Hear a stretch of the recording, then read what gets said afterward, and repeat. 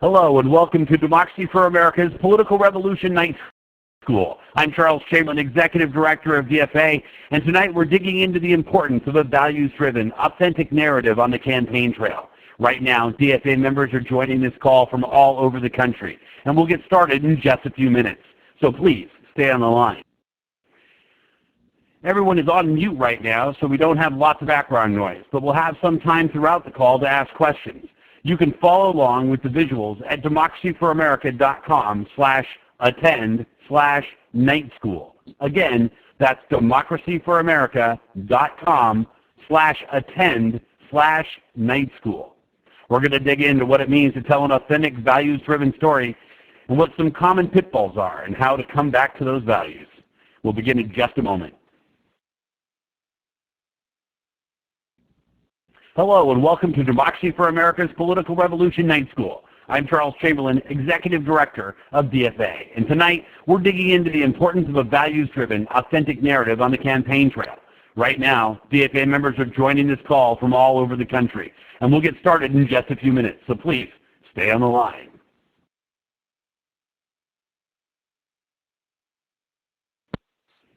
Everyone's on mute right now, so we don't have lots of background noise, but we will have some time throughout the call to ask questions. You can follow along with the visuals at democracyforamerica.com/attend/night school. Again, that's democracyforamerica.com/attend/night school. We'll get started in 30 more seconds or less.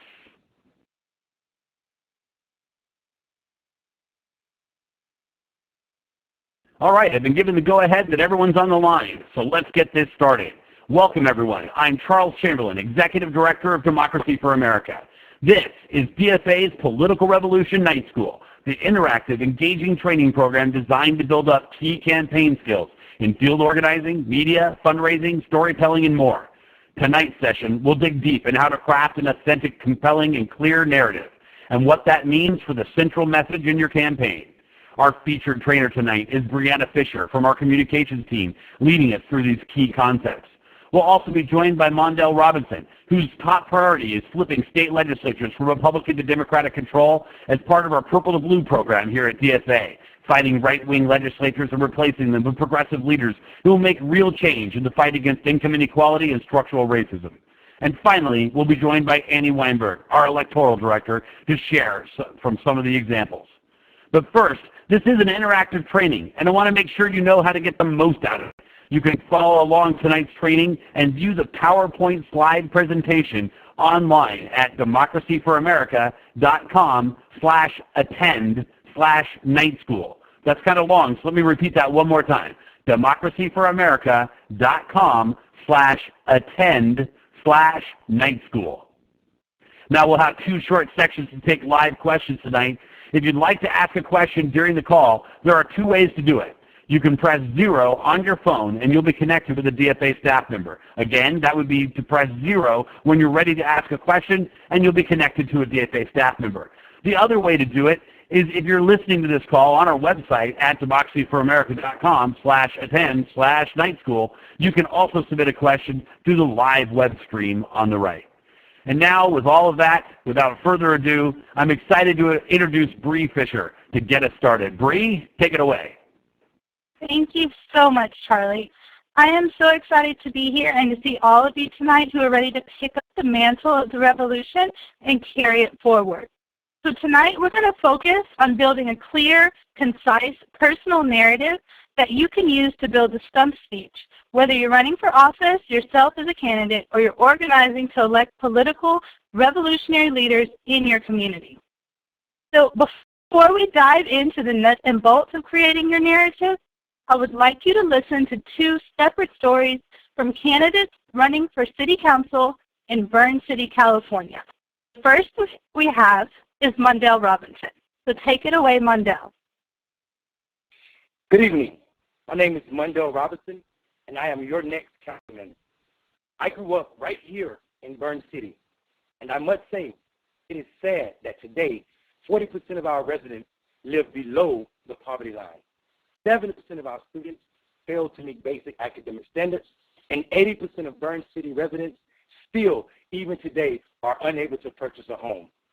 As the next member of Burns City City Council, I will work hard to fix these issues and provide support for those trying to lift themselves out of poverty.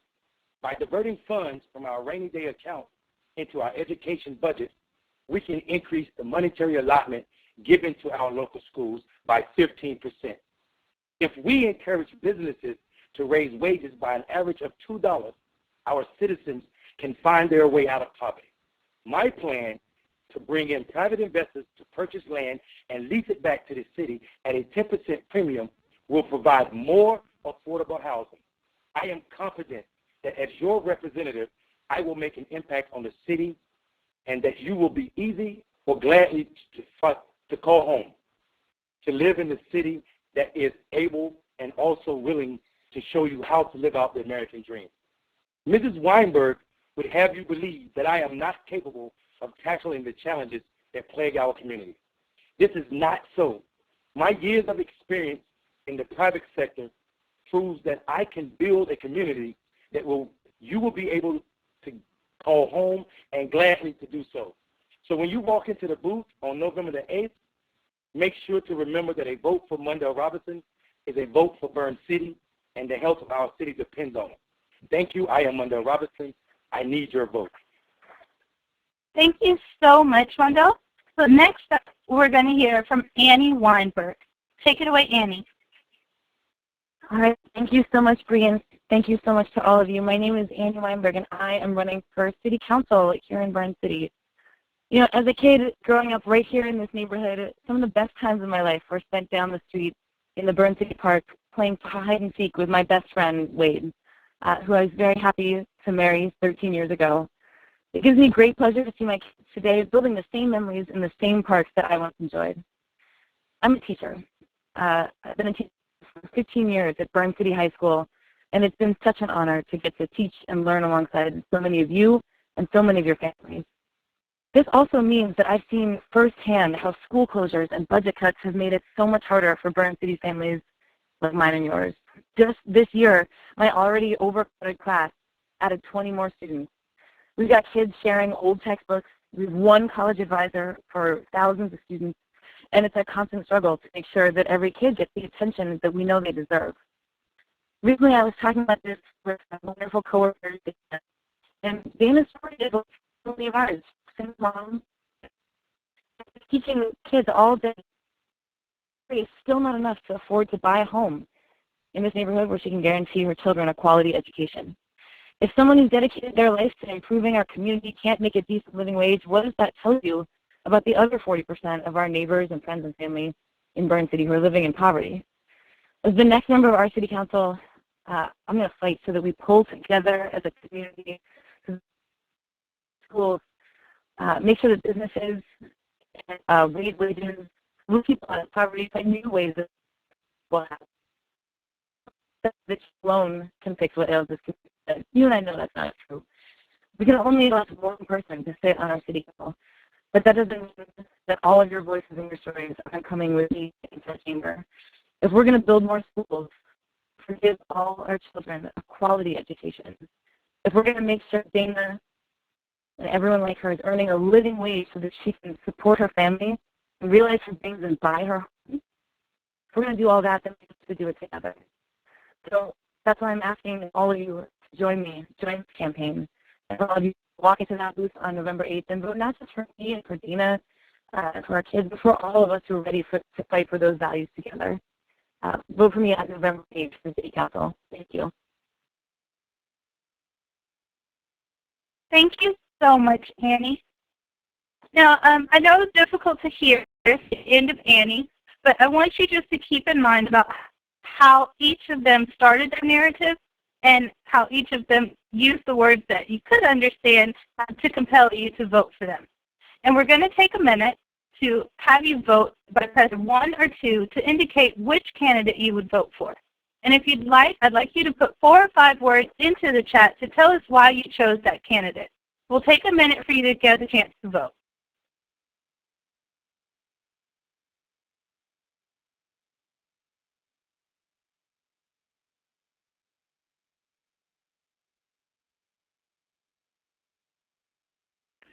It's exciting. I see these votes coming in. It's looking pretty good. In fact, right now it's pretty close to even. Oh, now we've got somebody popping up. It's looking good for Annie.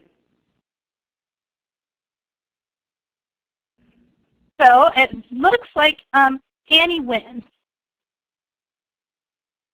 So as we construct our narrative, we're going to talk about why everyone chose Annie as our winner, and then we're going to teach you how to take the steps to build your own personal narrative. So the first slide that we're going to start with is called the aspirational pyramid. So the pyramid demonstrates the major components of a compelling narrative. And all of this is designed to welcome people into the campaign. The arrow on the left demonstrates that as we move up the pyramid, the audience's sense of interest and engagement is going to increase. Therefore, the most important parts of our narrative are going to focus around these shared aspects of aspirations and values that we find at the top. So in Annie's narrative, she told stories that drew out the shared values of community, family, equal opportunity, and hard work. So below that, you'll find the social-emotional component. And this is used to establish a connection to your campaign as the vehicle for realizing those shared aspects, aspirations, and values. Annie talked about her own life as a teacher and a mom, and she told Dana's stories in order to describe the types of people that will be involved in her bid for city council. She provided solid, real-world examples of experiences that many of her potential voters could relate to. And she ended her story with a strong call to action that left voters feeling like they were the center of her campaign. A powerful narrative is one where joining the campaign makes us feel things such as hope, pride, strength, and even fulfillment. The next area of the pyramid is contrast, and this describes how you differ from your opponent. So later on, we'll go into detail on how to research and develop some contrast. But I will say this. This can be both implicit and subtle. Some contrasts with your opponent are not going to be spelled out. So for instance, Hillary's Stronger Together slogan is positioning Donald Trump as divisive and hateful without having to reference him directly. The foundation of our pyramid consists of issues and values that your campaign is focused on. Many candidates only get as far as this step. Mondale's stump did actually include a lot of policies and issue ideas. These things alone aren't enough, but they're important. Ideally, the questions that the bottom of the pyramid will answer is what solutions does your candidacy offer? So these appeals should all be genuine and thoughtful and make sure that they target an audience that share the same aspirations and values as you do. So these narratives are meant, again, to welcome people into and establish a connection to your campaign. You may have specific stories that are tailored to each specific audience and persuasion at some point, but that's a whole nother night school. Just remember that the simple themes of the campaign are consistent over time. So we're going to move to the next slide, which is going to bring us to our introduction, which is the first step in writing your compelling narrative. So voters always want to know more about you than just your name. And you have to remember that in politics, the saying you only get a first chance to make an impression is absolutely true. Your constituents are going to want who you are, where you're from, what you like to do on weekends. And I understand that this will be difficult to put all of that into a short introduction, but let's just try to fit in as much as we can as possible. So make sure that your introduction tells who you are, describes your background, and also provides a brief story that's easily identifiable and relatable. And it should also convey that you're trustworthy and qualified to lead. Remember that the introduction is the one and only time that you should focus directly on yourself. So make it short and make it powerful. So if we look at the next slide, we'll see Annie's introduction. In 2 sentences, Annie was able to convey to her audience that she is married, has children, and grew up and still lives in the neighborhood. She went on to describe being a teacher and what it means to her and why she understands the problems in the city. So voters now have a sense of who Annie is and what she cares about, and can most likely find at least one thing in her introduction to relate to. So in the next slide, once we get our introduction started, we're going to move into developing a story. So this section is a bit detailed, I understand. So if you'd like, you can press 0 on your to ask a direct question and be connected to a staffer, and then we'll take them at the end of this part right here of developing your narrative. So while we call this section a personal story, it really consists of 2 parts. One is your own story, and the other part will be made up of framing the argument against your opponent. So before you draft your personal story, you'll first want to create what we call a message square. So if you look at the top of the square, it's going to describe you and your campaign. The top left corner of the diagram describes what about you that your campaign is going to convey. The top right corner is what your opponent would say about you. The bottom of the chart is going to focus on your opponent. The bottom left corner should include what your opponent would say about you, and the bottom right describes how your opponent would describe themselves.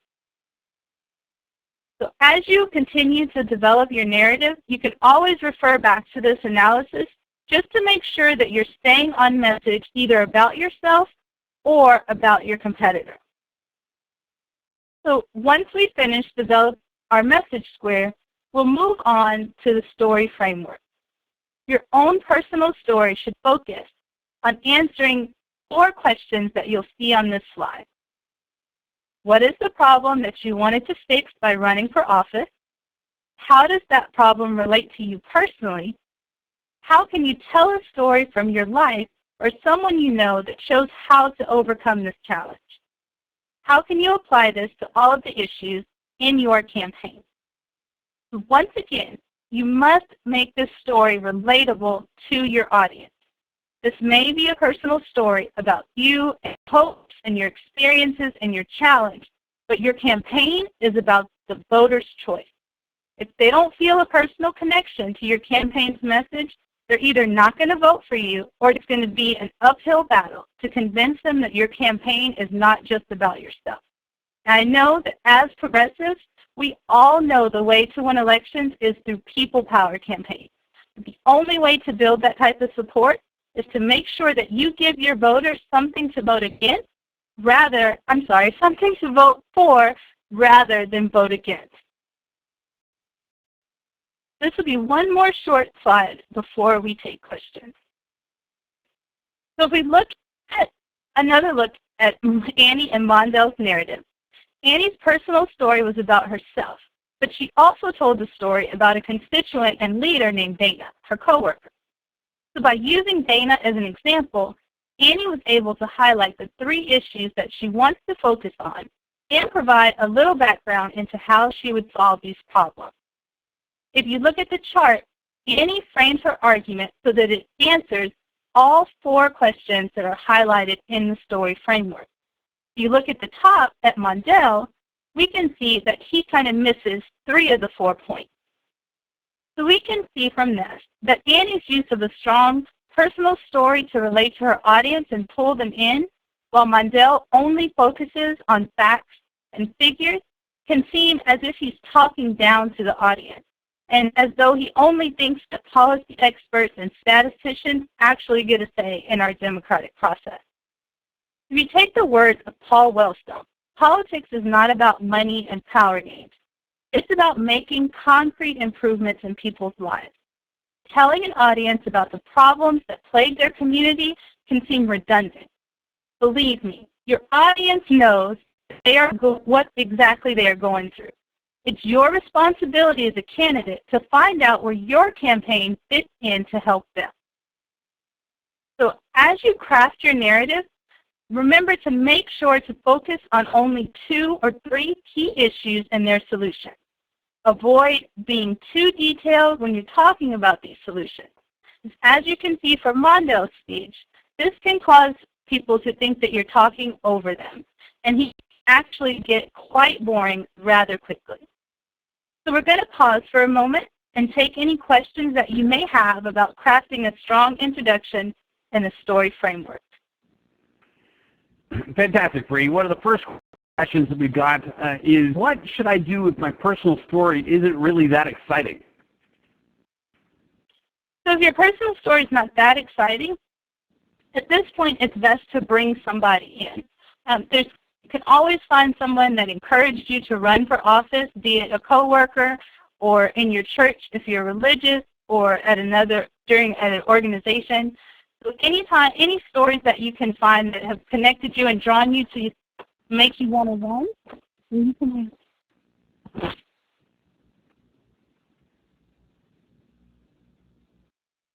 I just have another question, Charlie. Yeah, this is a great one from came in online over the web chat. It's from Derek. He says, I'm in a primary against 3 conservative Democratic incumbents, and should I craft a message that contrasts with all 3 of them? Just choose the strongest of them, or maybe should I not talk about them at all? So if you can find an issue that connects all 3 of them, then it would be good to try to just lump them together. It can be difficult to try to target 3 different people at one time. So if you remember that you want to give voters something to vote for, so you can craft your narrative in a way that not only distinguishes you from them, but that makes your audience or your constituents feel that you're the one that's going to actually work for them. A lot of them already, especially if they're Democrats, know that the Republicans are not going to do that. Great, fantastic. Let's take a live question from Freddie Chavez in Berkeley, California. Freddie, are you there? Yeah, I'm here. I have my grandchildren in the car, so there might be some background noise. Great. Well, what's your question? Yeah, my question is, I have a candidate, Emilio Huerta. You guys are already, he's on your radar. And he has a very famous, almost an iconic mother, Dolores Huerta. And we're trying to figure out a message that is his and not necessarily associated with his mother, because there's some pros and cons with having someone so famous that you're attached with just by birth, I guess. And that's really one of the main question I have right now. I'll go through all your other stuff and pick up more stuff, but that's really my main question. That's a great question. Bree, you ready for that? Yeah, and so you can always find, again, something that inspired you to run. We all know that when we decide to run for office, it's not because we woke up one morning and the thought just popped in our head. So I would encourage him to take that message square and really sit down and fill it out and think about what it is about him himself that made him want to run for office. And again, that's where the message square really can come into play. And you can also, and anyone else can also pull in other people. You can ask them, why don't you make up a message square for me that shows what you think about my campaign? And then that will give him some other feedback as to what he should do in his personal narrative. Fantastic. Bree, it sounded a little bit like if you're wearing a headset, like it might have moved back. Just want to make sure you know that. It was a little hard to hear your answer right there. Moving on, I think the last question I've got before we go back in, this one comes in online and says, what are some of the tricks for making sure that when you speak, you're speaking with authenticity?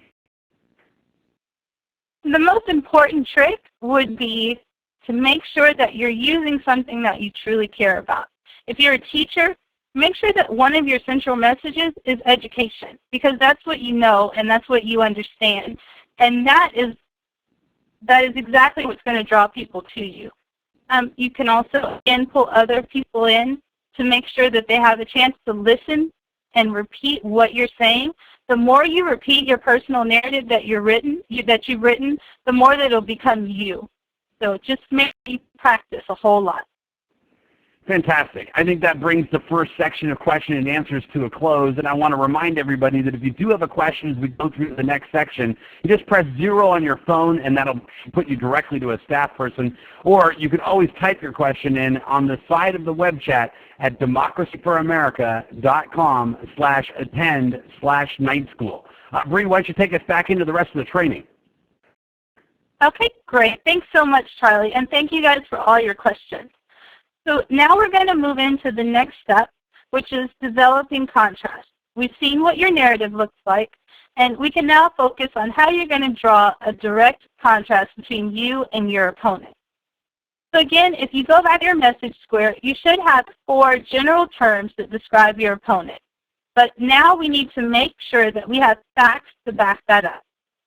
So at this point in the game, your best friend is going to be Google.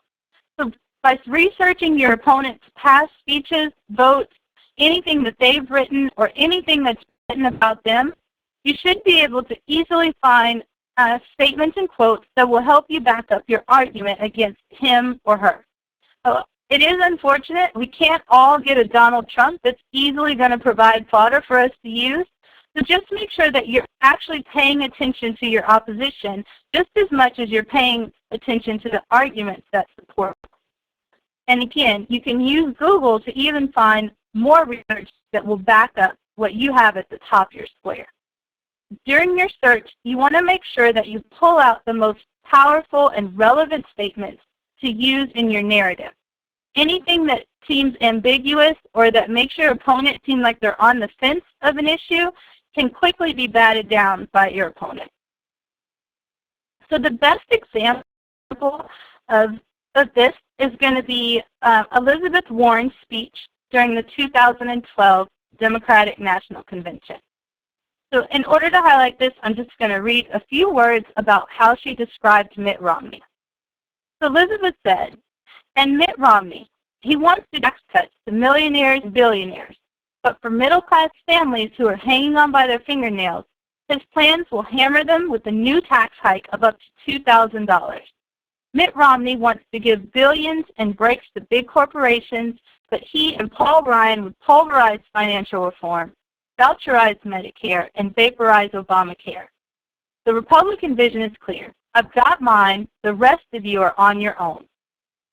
So in 2012, we all knew that Mitt Romney was a greedy rich guy. But Senator Warren was able to take this argument and frame it in a way that highlights how he will attack the issues and avoids focusing on his personal traits. So this helps better relate her opponent's policies to real-world consequences. So on the next slide, once we've finished crafting our contrast, we're going to do what's called reinforcement and the call to action. So at this point, we're closing our argument. After we filled in the blanks about our personal narrative and successfully attacked our opponent without getting personal, now we're going to close.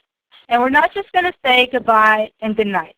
We're going to close by reinforcing your argument and making a strong call to action. Again, we use a winning candidate, Annie, as an example. At the end of her speech, Annie provides a quick summary of the points she highlighted at the beginning. So this is your last chance to remind voters why you're running for office and what your candidacy will do for them. So make sure that you touch on every single point that you discussed. And after you've reiterated your talking points, you're now going to make a call to action. So depending on where you are and what kind of audience you're presenting to, your ask could consist of many different things.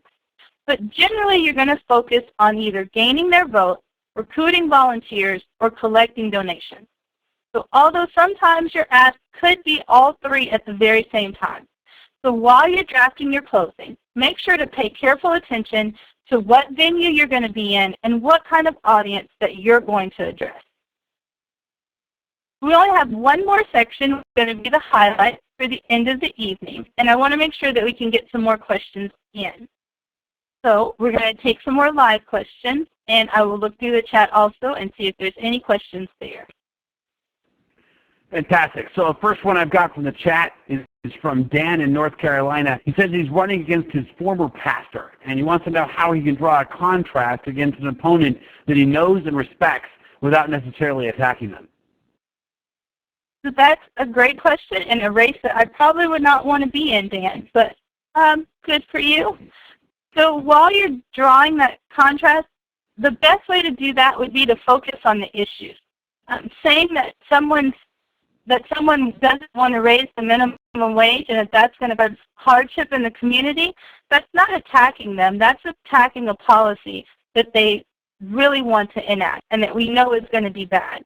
So make sure that you're framing your argument around the issues. Fantastic. Let's take a live call. We have Alex Garrett from Atlanta, Georgia. Alex, are you alive? I'm alive. Fantastic. Let's get your question.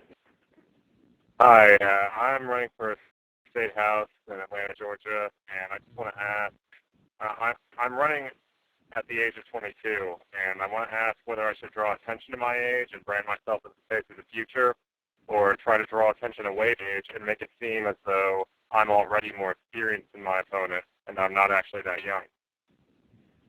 So I definitely would focus on your age, but not as the whole part of, don't make that a central focus of your personal narrative. You can include that in your introduction, or you can even include that in your conclusion by framing it in a way that would say, I may be young, but I'm the future of the country. Because everyone knows that, and everyone knows that younger voters are going to drive the future. So it's important for you to maybe mention it, but I wouldn't highlight it as a central theme in your argument. Fantastic. Thanks, Bree. Let's take another live question. We have E.J. Scott. E.J., are you on the? Yes, I am. I have a candidate who's run unsuccessfully several times for a city council office, and now that candidate is running for another office inside the city, not the same, it's a different one. I wanted to know what were your thoughts on whether or not bringing that up in the talk about how she's lost before, and how would you address what she wants to do now? So I would flip that argument over and use it as a way to say that she's not willing to give up her fight. So even though she's lost before and she's getting back up and keeps fighting, that's a wonderful way to show how much dedication she has to wanting to improve her community. So don't focus on the negative aspect of it. Make sure that you focus on the positive aspect of that. Fantastic advice. Here's another question coming in from the online chat. Taylor asks, why are statistics less effective than anecdotal evidence? So if you think about statistics as you're looking to the rest of the, if I were to tell you, if you were to see 1 out of 3 kids are wearing red shirts, you're going to notice that one kid that has that one red shirt on. But if you multiply that kid by 1,000 and you say 100 kids have on red shirts, you're not going to notice them in the crowd. So it's almost the same thing as saying 40% of people live in poverty. It's an abstract argument, and it's not a way that it's not going to connect your voters to your individual campaign. So you want to make sure that your narrative is focusing on the statistics, but in a way that makes it personal for them, and that's what draws them in.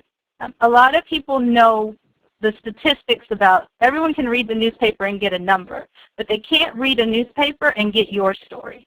So that's what you want to focus your narrative on.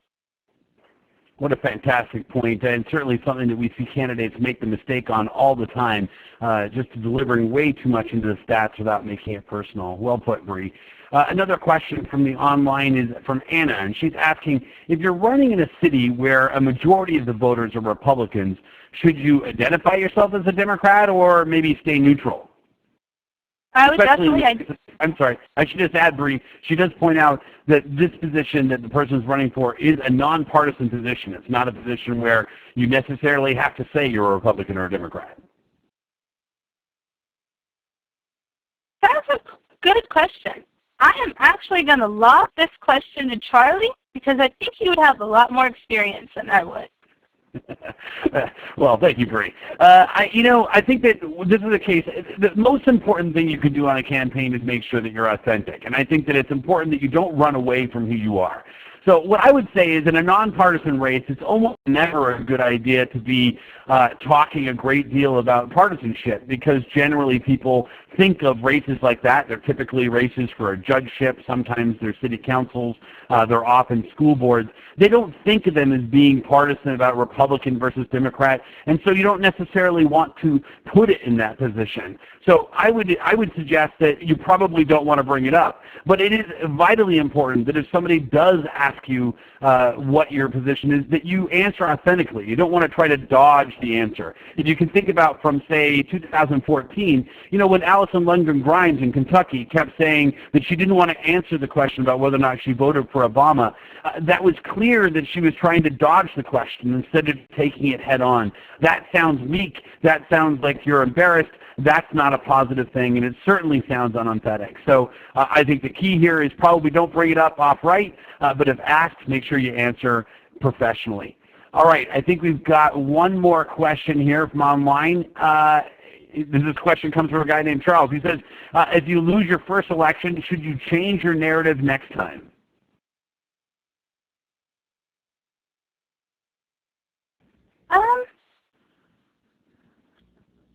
So the point of a narrative, if you develop a strong personal narrative, the central theme is not going to change.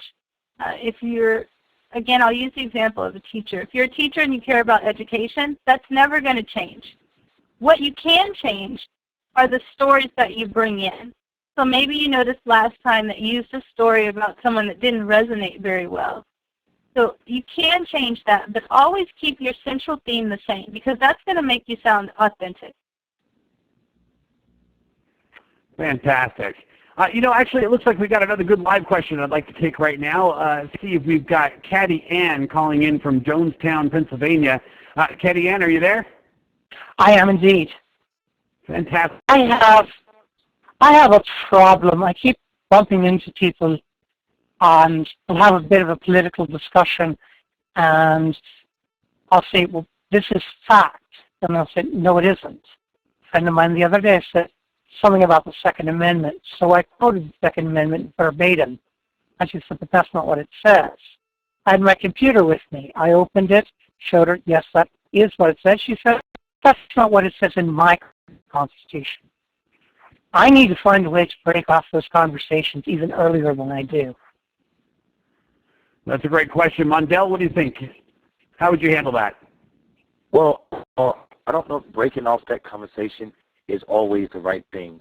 I do know that facts don't change people's mind. There are studies that show facts will not change people. It only pushes them further into their stance.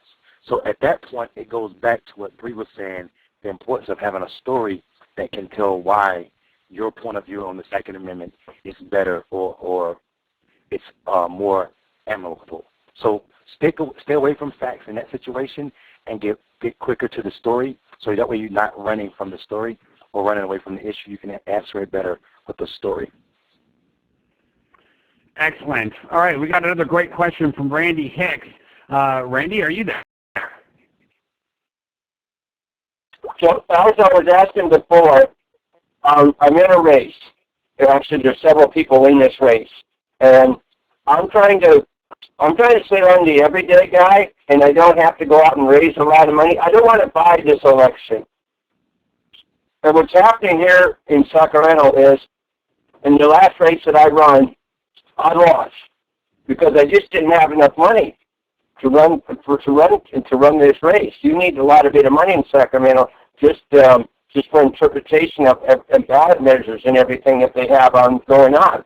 My question to you is, how do I come off as not being cheap, but coming off as the everyday guy, and not trying to buy this election? How do I do that? Well, that's a great question. I think the bottom line is that it's critically important that you raise money to be able to run your campaign, and it's important to be shy about it. You don't need to be embarrassed about asking for money. You don't need to be embarrassed about spending money. The bottom line is that if you're going to win a race, you need to be able to reach the voters and have your voice be heard. So I think it's critical that when you're in a race and you're campaigning against somebody who is well-funded, or if you're struggling to fund your campaign, that you talk about it from the perspective of what you're trying to do, what it is you want to accomplish, and your vision for the district, for America, where you're trying to take it. If you do that, then what happens is it helps create the momentum for you to be able to raise the money you need to get your voice out there. Build the people power, build the volunteers that'll help make it possible for you to win, and fund it with the campaign cash you're able to raise. We have one more question that I caught from coming in online that I'd like to ask. This one comes from North Carolina. She says she's trying to run on progressive values, but she hasn't run before. Does she need to start at a local level, or can she run for a state office right off the bat?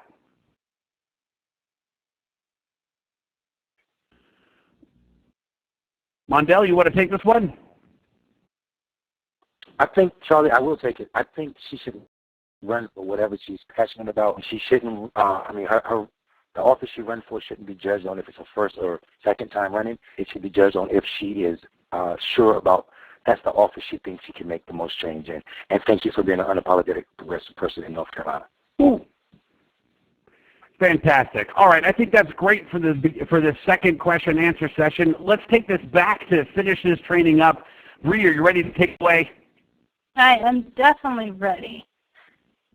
So guys, tonight we focus on how to develop a strong personal narrative that you can use to reinforce your campaign's aspirations and goals. And as you move on to write your narratives, just remember the following. Your introduction should be concise and powerful. Focus your narrative on shared aspirations and values while avoiding any wonky policy talk. Remember to never attack your opponent personally, and always end with a strong call to action. If you pay attention to these tips and those listed on the slides, which will be available after the call as well as a recording, you're going to be well on your way to writing a compelling personal narrative that will drive people to your campaign. So I just wanted to take a moment to thank everyone for joining us this evening, and I know that Annie has a few words that she'd like to say before we go. Actually, I'm going to take it since we were having a little bit of trouble with Annie's line earlier. So I want to wrap up by saying thank you so much, Bree. And I want to highlight a few big things that you can do right now to continue the organizing work we're doing in your communities and to get night school trainings coming up within the next few weeks. This week's session is Wednesday. That's our regularly scheduled night. It starts at 9 p.m. Eastern, and we'll be looking at grassroots fundraising and building a finance team. So make sure that you're ready to attend. Then we want to encourage you to sign up and host a movie night for Brainwashing My Dad. We're going to be doing a national day of movie night watching on September 15th. This is a fantastic movie that talks about the right wing and how they've managed to brainwash people through Fox News, Limbaugh, and then what we can do as a team to make sure that we beat that back and re-brainwash to our side. It should be a lot of fun, and I hope that you can participate and host a movie night yourself. I want to thank you again all for participating in tonight's night school, and with that, let's wrap it up. Good night.